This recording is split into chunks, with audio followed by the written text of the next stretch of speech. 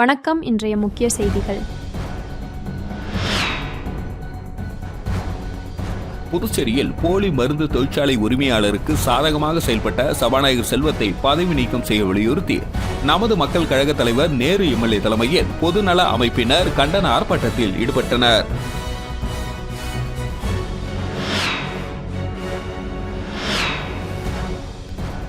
புதுச்சேரியில் காவலர் பணிக்கான உடற்தகுதி தேர்வில் நேற்று 66 பேர் மட்டுமே தேர்வாகினர்.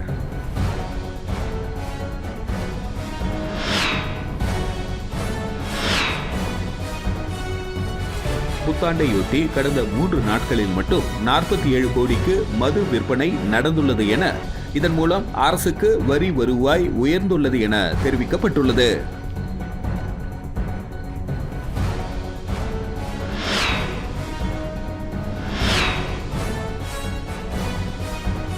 புதுச்சேரியில் கஞ்சா விற்பனையில் ஈடுபட்ட மருத்துவக் கல்வி மாணவரை கைது செய்த போலீசார் அவரிடமிருந்து ரூபாய் 2.26 லட்சம் மதிப்பிலான கஞ்சாவை பறிமுதல் செய்தனர். இனி வருவது விரிவான செய்திகள். எதிர்காலத்தில் ஏஐ தொழில்நுட்பம் புதிய வேலைவாய்ப்புகளை உருவாக்கும் எனவும், தாய்மொழியில் பொறியியல் கல்வியை மாணவர்கள் பயில்வது வரவேற்க வேண்டியது என ஏஐசிடி முன்னாள் தலைவர் தெரிவித்தார். மேலும் வரலாற்று சாதனை படைத்த சென்னை இன்ஸ்டிடியூட் ஆஃப் டெக்னாலஜி கல்லூரி மற்றும் தேசிய அளவில் சாதனை படைத்து தமிழகத்துக்கு பெருமை சேர்ந்த அரசு பள்ளி பயின்ற மாணவர்களுக்கு பாராட்டு விழா நடைபெற்றது. மத்திய அரசின் புதுமை அமைச்சகம் மற்றும் அகில இந்திய தொழில்நுட்ப கல்வி கவுன்சில் இணைந்து நடத்திய mega smart India hackathon SIH 2025 இறுதிப் போட்டிக்கு CITயிலிருந்து 14 அணிகள் தேர்வு செய்யப்பட்டன. இதில் 9 அணிகள் தேசிய வெற்றியாளர்களாக அறிவிக்கப்பட்டன. மத்திய அரசின் பல்வேறு அமைச்சகங்கள் வழங்கிய பிரச்சினைகளுக்கு தீர்வு வழங்கி மென்பொருள் பிரிவில் 5 அணிகளும், வன்பொருள் பிரிவில் 4 அணிகளும் முதல் பரிசை வென்றுள்ளன. இதன் மூலம் SIH 2025 அதிக தேசிய வெற்றியாளர்களை பெற்ற கல்வி நிறுவனமாக சென்னை இன்ஸ்டிடியூட் ஆஃப் டெக்னாலஜி இந்தியாவில் முதலிடத்தை பெற்றுள்ளது. இந்த வெற்றிகள் மூலம் மாணவர்கள் மொத்தமாக 13 லட்சம் பரிசு தொகையை பெற்றுள்ளனர். இந்த வரலாற்று சாதனைகளை கொண்டாடும் வகையில் சென்னை இன்ஸ்டிடியூட் ஆஃப் டெக்னாலஜியில் பாராட்டு விழா நடைபெற்றது. இந்த விழாவில் AICTE முன்னாள் தலைவர் பேராசிரியர் சீதாராம் முதன்மை விருந்தினராகவும், டாடா கன்சல்டன்சி சர்வீஸ் நிறுவனத்தின் அகாடமிக் அலையன்ஸ் குழு தலைவர் சுசீந்திரன் கௌரவ விருந்தினராகவும் கலந்து கொண்டு மாணவர்களை பாராட்டி விருதளித்தனர். இதன் பின் பேட்டியளித்த CIT கல்லூரியின் சேர்மன் ஸ்ரீராம், இந்த போட்டியில் மாணவிகள் அதிக அளவில் பங்கேற்றதாகவும், குறிப்பாக அரசு பள்ளியில் படித்த மாணவர் 7.5% இடஒதுக்கீட்டில் கல்லூரியில் படிக்கும் மாணவர்கள் போட்டியில் பங்கேற்று வெற்றி பெற்றதாக பெருமிதமாக கூறினார். அதன்பின் பேட்டியளித்த AICTE முன்னாள் தலைவர் பேராசிரியர் சீதாராம், பிராந்திய மொழிகளில் பொறியியல் கல்வி கற்பிக்கப்படுவதால் மாணவர்கள் கல்வியை எளிதாக அணுகவும் நன்றாக புரிந்து கொள்ளவும் உதவுவதாக தெரிவித்தார். தாய்மொழியில் பொறியியல் கல்வியை மாணவர்கள் பயில்வது வரவேற்க வேண்டியது என்றார். ஆர்டிஃபிஷியல் இன்டெலிஜென்ஸ் தொழில்நுட்பம் உலகத்தை பல்வேறு துறைகளில் பெரிதும் மாற்றியுள்ளதாகவும், இந்தியாவில் அதன் முழு தாக்கத்தையும் நாம் இன்னும் காணவில்லை என்றாலும், எதிர்காலத்தில் AI மிக பெரிய மாற்றங்களை ஏற்படுத்தும், பல புதிய வேலைவாய்ப்புகள் உருவாக்கும் என்றார். AI கருவிகளை நாம் நன்றாக கற்றுக்கொள்ள வேண்டும் என்றும், இதை கருத்தில் கொண்டு அனைத்து பாடப்பிரிவுகளிலும் ஆர்டிஃபிஷியல் இன்டெலிஜென்ஸை சேர்க்க முயற்சி செய்து வருவதாக தெரிவித்த அவர், பிப்ரவரி மாதத்தில் ஆல் இம்பாக்ட் சப்மிட் என்ற மாநாடு நடைபெற உள்ளதாகவும், அதில் பல நாடுகள் பங்கேற்க உள்ளன என்று தெரிவித்தார். காவலர் பணிக்கான உடற்தகுதி தேர்வில் நேற்று 66 பேர் மட்டுமே தேர்வாகினர். புதுச்சேரியில் காவலர் பணிக்கான உடற்தகுதி தேர்வு கோரிமேடு ஆயுதப்படை மைதானத்தில் நேற்று துவங்கியது. முதல் நாளான நேற்று 500 பேர் அழைக்கப்பட்டதில் 279 பேர் மட்டுமே பங்கேற்றனர். 221 பேர் கலந்து கொள்ளவில்லை. நேற்று நடைபெற்ற உடல் தகுதி மற்றும் உடல் திறன் தேர்வுகளில் 279 பேரில் 66 பேர் மட்டுமே அடுத்த மாதம் நடைபெறவுள்ள எழுத்து தேர்வுக்கு தகுதி பெற்றனர். 2ஆம் நாளான இன்றைய தேர்வுக்கு 750 பேர் அழைக்கப்பட உள்ளனர். போலி மருந்து தொழிற்சாலை உரிமையாளருக்கு சாதகமாக செயல்பட்ட சபாநாயகர் செல்வத்தை பதவி நீக்கம் செய்ய வலியுறுத்தி நமது மக்கள் கழக தலைவர் நேரு தலைமையில் பொதுநல அமைப்பினர் கண்டன ஆர்ப்பாட்டத்தில் ஈடுபட்டனர். புதுச்சேரியில் போலி மருந்து உற்பத்தி வழக்கில் முக்கிய குற்றவாளி ராஜா, முன்னாள் IFS அதிகாரி சத்தியமூர்த்தி உட்பட 26 பேர் கைது செய்யப்பட்டுள்ளனர். மேலும் இந்த வழக்கு CBI விசாரணைக்கு மாற்றப்பட்டுள்ளது. இதனிடையே முக்கிய குற்றவாளியான ராஜாவிற்கு சபாநாயகர் செல்வத்திற்கும் தொடர்பு உள்ளதாக எதிர்க்கட்சிகள் குற்றம் சாட்டியுள்ளன. இந்நிலையில் முக்கிய குற்றவாளி ராஜாவிற்கு உடனடியாக செயல்பட்ட சபாநாயகர் செல்வத்தை பதவி நீக்கம் செய்ய வலியுறுத்தி நமது மக்கள் கழக தலைவர் நேரு எம்எல்ஏ தலைமையில் பொதுநல அமைப்பினர் அண்ணா சிலை அருகே இன்று கண்டன ஆர்ப்பாட்டத்தில் ஈடுபட்டனர். இதில் தமிழர் களம், மாணவர் கூட்டமைப்பு, திராவிடர் விடுதலை கழகம் உட்பட பல்வேறு அமைப்புகளைச் சேர்ந்த 100க்கும் மேற்பட்ட நிர்வாகிகள் கலந்து கொண்டு சபாநாயகர் செல்வத்தை பதவி நீக்கம் செய்ய வலியுறுத்தி கண்டன உரை ஆற்றினார்கள். மேலும் சபாநாயகரை பதவி நீக்கம் செய்த பிறகு சிபிஐ விசாரணையை தொடர வேண்டும் என வலியுறுத்தினர். புத்தாண்டு தினத்தில் புதுச்சேரி ராஜீவ்காந்தி அரசு மகளிர் மற்றும் குழந்தைகள் மருத்துவமனையில் 17 குழந்தைகள் பிறந்துள்ளது. புத்தாண்டு ஜனவரி 1ஆம் தேதி நள்ளிரவு 12 மணி முதல் அடுத்த 24 மணி நேரத்தில் புதுச்சேரி ராஜீவ்காந்தி அரசு மகளிர் மற்றும் குழந்தைகள் மருத்துவமனையில் 10 பெண் குழந்தைகள், 7 ஆண் உட்பட 17 குழந்தைகள் பிறந்தன. இதில் சில குழந்தைகள் சுகப்பிரசவமாகவும் சில குழந்தைகள் சிசேரியன் முறையிலும் பிறந்துள்ளது. மேலும் ஜிப்மர் மற்றும் புதுச்சேரியில் உள்ள தனியார் மருத்துவமனைகளிலும் குழந்தைகள் பிறந்துள்ளன. கடந்த ஆண்டை போலவே இந்த ஆண்டும் பெண் குழந்தைகள் அதிக அளவில் பிறந்துள்ளன. புத்தாண்டையொட்டி கடந்த 3 நாட்களில் மட்டும் 47 கோடிக்கு மது விற்பனை நடந்துள்ளது என இதன் மூலம் அரசுக்கு வரி வருவாய் அதிகரித்துள்ளது என தெரிவிக்கப்பட்டது. புதுச்சேரி என்றாலே மதுபானத்திற்கு பெயர் பெற்றதாகும். இங்கு பலவிதமான வெளிநாட்டு மதுபானங்கள் விற்பனை செய்யப்படுகின்றன. இதற்காக வெளி மாநிலங்களிலிருந்து ஏராளமான மது பிரியர்கள் புதுச்சேரிக்கு வந்து மது குடிப்பது வழக்கம். சாதாரண நாட்களில் நாள் ஒன்றுக்கு ரூபாய் 8 கோடிக்கு மது விற்பனை நடைபெறும் எனவும் வார இறுதி நாட்களில் அது சற்று உயரும் என தெரிவிக்கப்பட்டது. இந்நிலையில் புத்தாண்டை முன்னிட்டு தொடர் விடுமுறை என்பதால் சுற்றுலா பயணிகள், மது பிரியர்கள் கடந்த ஒரு வார காலமாக புதுச்சேரியில் குவிந்தனர். இதன் காரணமாக மது விற்பனையும் அமோகமாக நடைபெற்றது. மது விற்பனை 2 மடங்காக உயர்ந்துள்ளது. அதாவது கடந்த 3 நாட்களில் மட்டும் ரூபாய் 47 கோடிக்கு மது விற்பனை நடந்துள்ளது. இதன் மூலம் அரசுக்கு வரி வருவாய் அதிகரித்துள்ளது. பொங்கல் பண்டிகையை முன்னிட்டு முத்தியால்பேட்டை தொகுதிக்குட்பட்ட அனைத்து குடும்பங்களுக்கும் பொங்கல் பரிசு தொகுப்பினை வீடு வீடாக சென்று பிரகாஷ்குமார் எம்எல்ஏ வழங்கினார். புதுச்சேரி முத்தியால்பேட்டை தொகுதியில் சுயேட்சையாக வெற்றி பெற்று பிரகாஷ்குமார் எம்எல்ஏ கடந்த 4.5 ஆண்டுகளில் சுமார் 110 கோடிக்கு மேல் வளர்ச்சிப் பணிகளை மேற்கொண்டுள்ளார். இந்நிலையில் பொங்கல் பண்டிகையை முன்னிட்டு முத்தியால்பேட்டை தொகுதி முழுவதும் உள்ள குடும்பங்களுக்கு பிரகாஷ்குமார் எம்எல்ஏ ஏற்பாட்டில் பொங்கல் பரிசு வழங்கும் நிகழ்ச்சி சோலை நகர் பொன்னியம்மன் கோவிலில் நேற்று மாலை நடைபெற்றது. ஆலயத்தில் நடைபெற்ற சிறப்பு பூஜையில் பிரகாஷ்குமார் எம்எல்ஏ கலந்து கொண்டு சுவாமி தரிசனம் செய்தார். பின்னர் வீடு வீடாக சென்று பொங்கல் பரிசு தொகுப்பினை வழங்கி பொதுமக்களுக்கு பொங்கல் வாழ்த்துக்களை தெரிவித்தார். முன்னதாக முதலமைச்சர் ரங்கசாமியிடம் பொங்கல் பரிசுகளை வழங்கி ஆசி பெற்றது குறிப்பிடத்தக்கது. இந்த நிகழ்ச்சியில் பிரகாஷ்குமார் எம்எல்ஏ ஆதரவாளர்கள், தொகுதி என்ஆர் காங்கிரஸ் நிர்வாகிகள் உட்பட பொதுமக்கள் திரளானோர் கலந்து கொண்டனர். புதுச்சேரியில் கஞ்சா விற்பனையில் ஈடுபட்ட மருத்துவக் கல்வி மாணவரை கைது செய்த போலீசார் அவரிடமிருந்து 2.26 லட்சம் மதிப்பிலான கஞ்சாவை பறிமுதல் செய்தனர். புதுச்சேரி அரியங்குப்பம் ஆர்கே நகர் வாலிபால் மைதானம் அருகே வாலிபர் ஒருவர் கஞ்சா விற்பதாக போலீசாருக்கு தகவல் கிடைத்தது. அதன் பேரில் அரியங்குப்பம் சப் இன்ஸ்பெக்டர் முருகானந்தம் மற்றும் போலீசார் விரைந்து சென்றனர். போலீசாரை கண்டதும் அங்கு நின்றிருந்த வாலிபர் ராயல் என்ஃபீல்டு புல்லட்டில் தப்பி செல்ல முயன்றார். அவரை போலீசார் மடக்கி பிடித்து சோதனை செய்ததில் 1460 கிராம் கஞ்சா வைத்திருந்ததை கண்டுபிடித்தனர். விசாரணையில் அவர் டெல்லியை சேர்ந்த விகாஸ் விச் மகன் லக்ஷே விச் என்பதும் தனியார் மருத்துவக் கல்லூரியில் 3ஆம் ஆண்டு படித்து வருவதும் தெரியவந்தது. மேலும் அசாம் மாநிலத்தில் இருந்து அஞ்சல் துறை பார்சல் மூலம் புதுச்சேரிக்கு வரவழைத்து விற்பனையில் ஈடுபட்டது தெரியவந்தது. இதனைத் தொடர்ந்து வழக்கு பதிந்து மருத்துவ மாணவர் லக் விஜயை கைது செய்து நேற்று புதுச்சேரி நீதிமன்றத்தில் ஆஜர்படுத்தி சிறையில் அடைத்தனர். அவர் விற்பனைக்கு வைத்திருந்த 2.26 லட்சம் மதிப்பிலான 1460 கிராம் கஞ்சா மற்றும் ராயல் என்ஃபீல்டு புல்லட்டையும் பறிமுதல் செய்தனர். காரைக்காலில் பல்வேறு நிகழ்ச்சிகளில் பங்கேற்க வந்த லட்சிய ஜனநாயக கட்சி தலைவர் ஜோஸ் சார்லஸுக்கு தொண்டர்கள் உற்சாகமாக வரவேற்பளித்தனர். காரைக்கால் மாவட்டத்திற்கு பல்வேறு நிகழ்ச்சிகளில் பங்கேற்க லட்சிய ஜனநாயக கட்சி தலைவர் ஜோஸ் சார்லஸ் இன்று வந்தார். அவருக்கு தொண்டர்கள் உற்சாகமாக வரவேற்பளித்தனர். இதனைத் தொடர்ந்து காரைக்கால் மாவட்டம் அரசலாறு பாலம் அருகே உள்ள சிந்தனை சிற்பி சிங்காரவேலு சிலைக்கு லட்சிய ஜனநாயக கட்சி தலைவர் ஜோஸ் சார்லஸ் மார்டின் மாலை அணிவித்து மரியாதை செலுத்தினார். முன்னதாக சிங்காரவேலு சிலைக்கு வந்த ஜோஸ் சார்லஸ் மார்டினுக்கு மேளதாளங்கள் முழங்க தொண்டர்கள் உற்சாகமாக வரவேற்பளித்தனர். புதுச்சேரியில் ராகுல் காந்தி தேசிய பேரவையின் துணைத் தலைவர் திருவேங்கடம் பிறந்தநாளையொட்டி அவருக்கு முன்னாள் அமைச்சர் ஷாஜகான் தலைமையில் காங்கிரஸ் கட்சியினர் சால்வை மற்றும் பூங்கொத்து கொடுத்து வாழ்த்து தெரிவித்தனர். மேலும் 100க்கும் மேற்பட்ட துப்புரவு பணியாளர்களுக்கு அன்னதானம் மற்றும் நலத்திட்ட உதவிகள் வழங்கப்பட்டது. ராகுல் காந்தி தேசிய பேரவை சார்பில் புதுச்சேரி பிரதேச காங்கிரஸ் செயற்குழு உறுப்பினரும் ராகுல் காந்தி தேசிய பேரவை துணைத் தலைவருமான திருவேங்கடம் பிறந்தநாள் வெகு விமர்சையாக கொண்டாடப்பட்டது. ராகுல் காந்தி தேசிய பேரவைத் தலைவர் ஆரி சேகர் தலைமையில் காலை முதலியார்பேட்டை காராமணிக்குப்பம் ஸ்ரீ சக்திவேல் பரமானந்த சுவாமிகள் திருக்கோவிலில் சிறப்பு பூஜை செய்யப்பட்டு அன்னதானம் மற்றும் இனிப்புகள் வழங்கப்பட்டது. பின்னர் ஸ்ரீ கௌசிக பாலசுப்பிரமணியர் கோவிலில் சிறப்பு பூஜை செய்யப்பட்டது.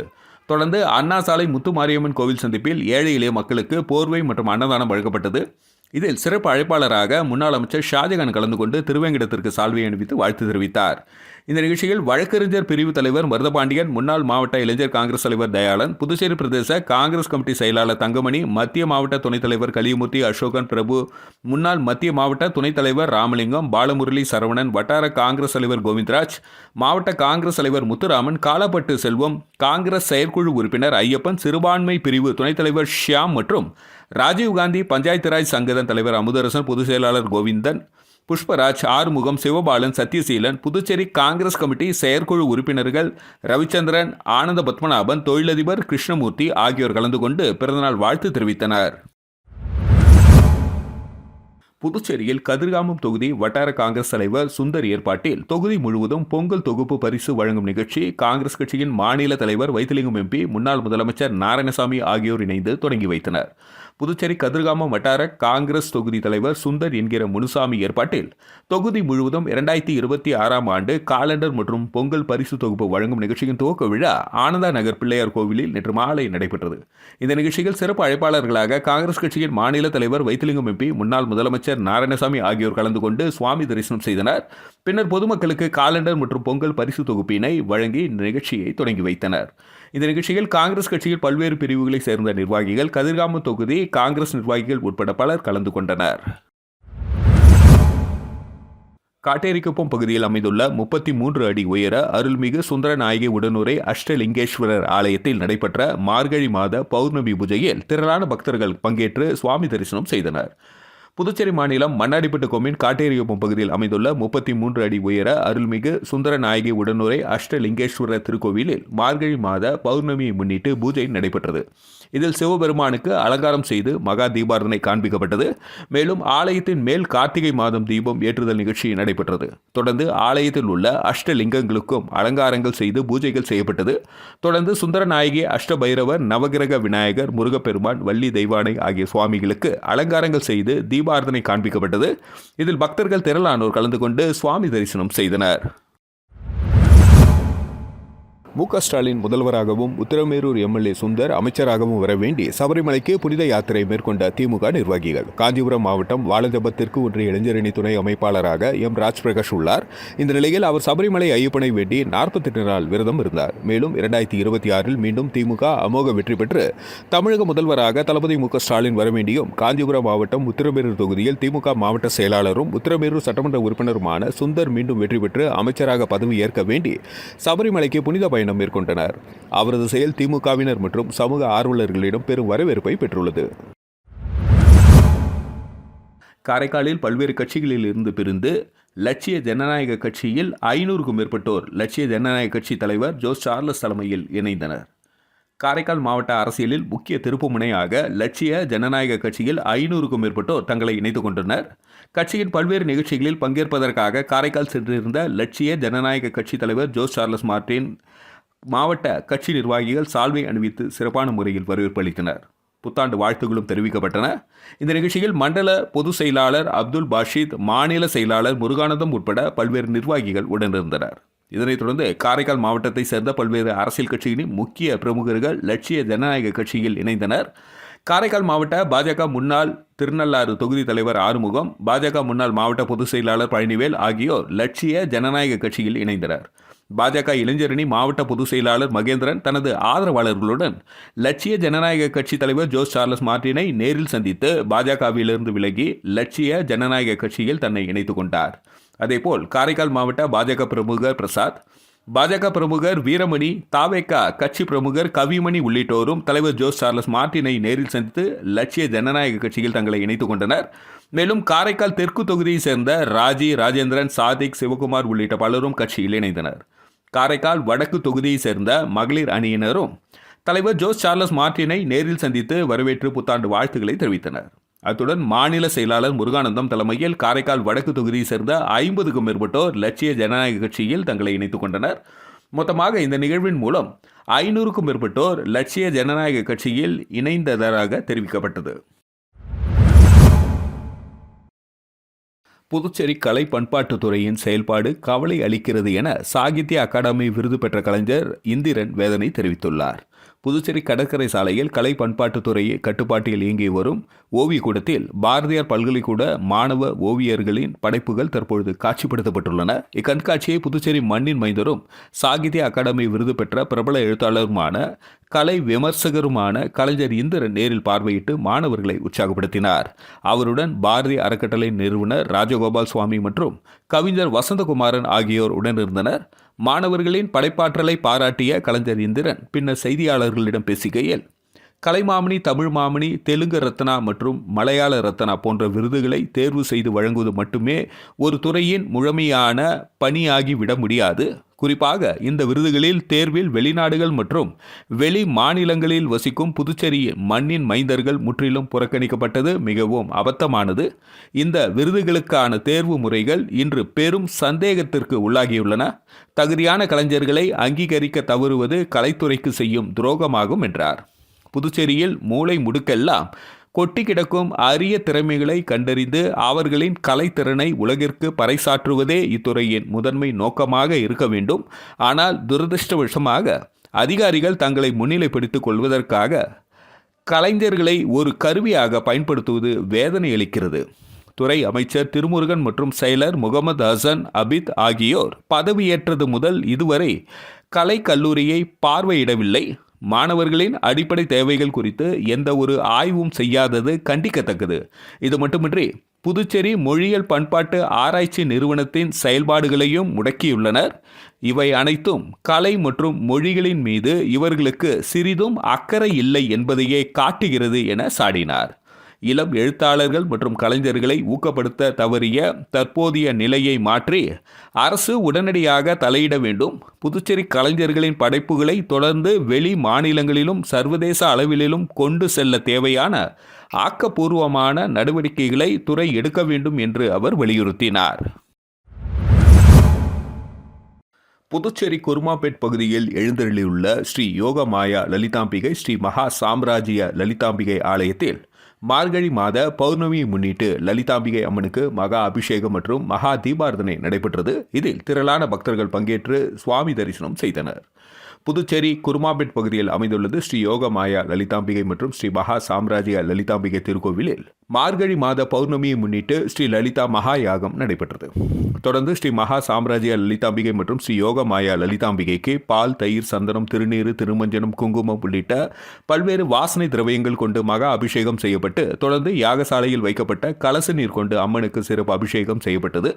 தொடர்ந்து அலங்கரிக்கப்பட்ட உற்சவருக்கு சோடாட்ச தீபாரதனைகள் காட்டப்பட்டது. தொடர்ந்து ரோஸ் வண்ணப்பட்டு புடவையில் அலங்கரிக்கப்பட்ட ஸ்ரீ மகா சாம்ராஜ்ய லலிதா மற்றும் ஸ்ரீ யோகமாயா லலிதாம்பிகைக்கு சகசர நாமம் பாடப்பட்டு ஸ்ரீ மகா தீபாரதனை காட்டப்பட்டது. இதில் பக்தர்கள் பலரும் கலந்து கொண்டு லலிதாம்பிகை அம்மனை வழிபட்டு சென்றனர். இதற்கான ஏற்பாடுகளை ஆலய நிர்வாகி மகேஸ்வர சாஸ்திரிகள் மற்றும் பக்தர்கள் சிறப்பாக செய்திருந்தனர். மீண்டும் இன்றைய முக்கிய செய்திகள். புதுச்சேரியில் போலி மருந்து தொழிற்சாலை உரிமையாளருக்கு சாதகமாக செயல்பட்ட சபாநாயகர் செல்வத்தை பதவி நீக்கம் செய்ய வலியுறுத்தி நமது மக்கள் கழக தலைவர் நேரு எம்எல்ஏ தலைமையில் பொதுநல அமைப்பினர் கண்டன ஆர்ப்பாட்டத்தில் ஈடுபட்டனர்.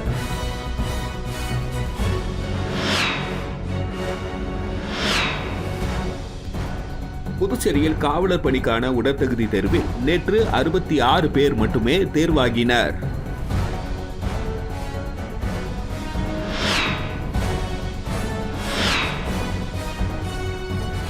புத்தாண்டையொட்டி கடந்த 3 நாட்களில் மட்டும் 47 கோடிக்கு மது விற்பனை நடந்துள்ளது என இதன் மூலம் அரசுக்கு வரி வருவாய் உயர்ந்துள்ளது என தெரிவிக்கப்பட்டுள்ளது.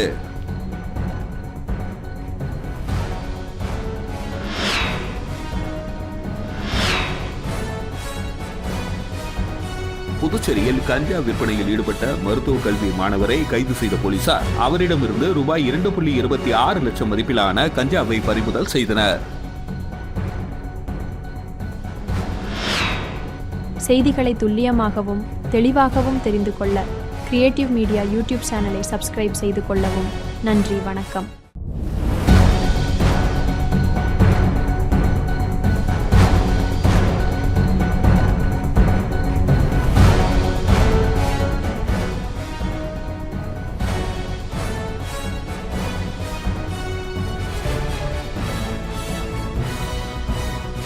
நம்ம சேனலை சப்ஸ்கிரைப் பண்ணுங்க, லைக் பண்ணுங்க, ஃப்ரெண்ட்ஸ்க்கும் ஷேர் பண்ணுங்க. தேங்க்யூ.